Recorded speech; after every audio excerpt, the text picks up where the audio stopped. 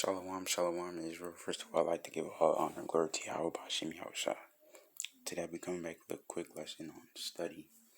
Because one of the most important things you need to do in this truth is that you need to study. Because even though you're in the truth, not everything is the truth.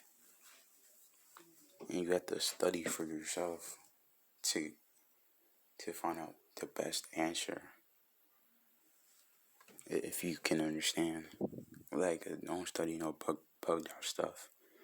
Like the scripture to study the scriptures to find out the best answer, or what camp's telling you the truth, or what doctrines you hold truth or not.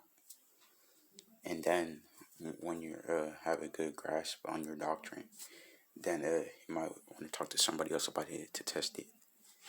But I'm just doing this video on the study part. The first verse I'd like to hit is the book of 2 Timothy chapter 2 verse 15.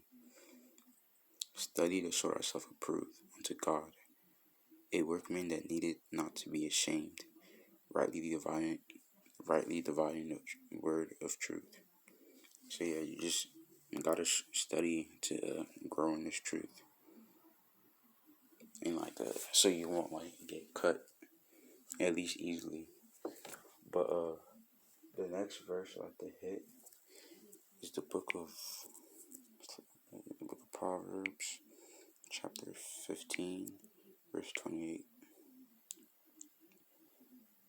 The heart of the righteous study it to answer, but the mouth of the wicked poured out evil things. So if you're righteous, you're gonna want to study not only to answer for yourself, but to answer for other people. Because you might ask yourself a question, and somebody else might have a question. You gotta study to find the answer to that question out, if you can, to the best of your abilities.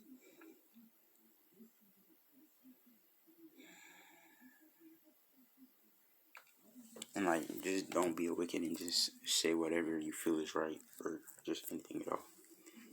But let me link that up, verse, book of Proverbs, chapter 16, verse 23. The heart of the wise man teacheth his mouth, and added learning to his lips. So if you're wise, you're gonna basically teach yourself and gain wisdom, knowledge, and understanding, not only for yourself but for the whole nation. But if somebody got edified and study to show ourselves approved. But I like to give all honor and glory to Yahweh Bashim Yahushua. Shalom.